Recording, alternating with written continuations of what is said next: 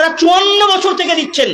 যখন শেখ হাসিনা 2009-এর পরে ভোট চাইতে এসেছিল, তখন আমার মনে আছে যে পত্রিকায় তার বোরখা ছিল, বোরখার নিচে ব্লাউজের হাত ছিল এতদিন পর্যন্ত। তখন মানুষ ওই হাত দেখে, তখন মানুষ ওই বোরকা পরা দেখে ভেবেছিল হ্যাঁ এবার মনে হয় মুসলমানদের মুক্তির রাস্তা তৈরি হচ্ছে। সব বাংলাদেশের ধর্মপ্রাণ মুসলমানেরা হাসিনাকে ভোট দিয়েছিলেন। তারপরে 17 বছরের রাজত্ব আপনারা দেখেছেন। তার আগে যারা ছিল 2000 সালে, তাদেরকে আপনারা ভেবেছিলেন এরা এরশাদের চাইতে ভালো হবে, তখন আপনারা তাদেরকে 95, 96 এর পরে 2000-এ আপনারা তাদেরকে ক্ষমতায় বসিয়েছিলেন।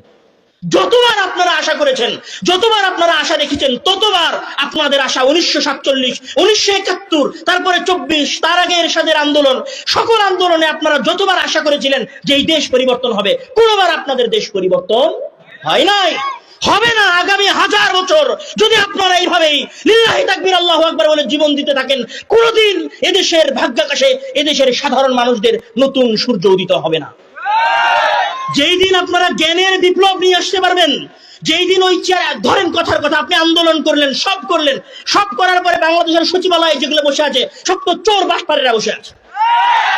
একটা তো সত্য বলে না, সত্য বলতে দেয় না, নিজে ঘুষ খায়, আর একজন যে ঘুষ খায় না তাকে ঘুষ খাইতে বাধ্য করে। ওদেরকে ক্ষমতায় রেখে আপনারা তো কোনোদিন বাংলাদেশকে পরিবর্তন করতে পারবেন না। আপনারা বলছেন বিচার ব্যবস্থা সংশোধন করতে হবে।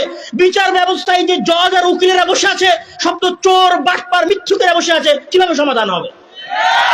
তাহলে ওই জায়গায় এমন সন্তানকে পাঠাতে হবে যে তার বাপকে দেখেছে যে আমার বাপ মাঠে কাজ করেছে, আর আমার বাপ আমাকে দিনের শিক্ষা দিয়েছে যে মরে গেলেও সত্য বলতে হবে, মরে গেলেও ন্যায় প্রতিষ্ঠা করতে হবে, মরে গেলেও আদল প্রতিষ্ঠা করতে হবে, মরে গেলেও ইনসাফ প্রতিষ্ঠা করতে হবে, আমার শত্রুর সাথে হলেও আমাকে ইনসাফ করতে হবে।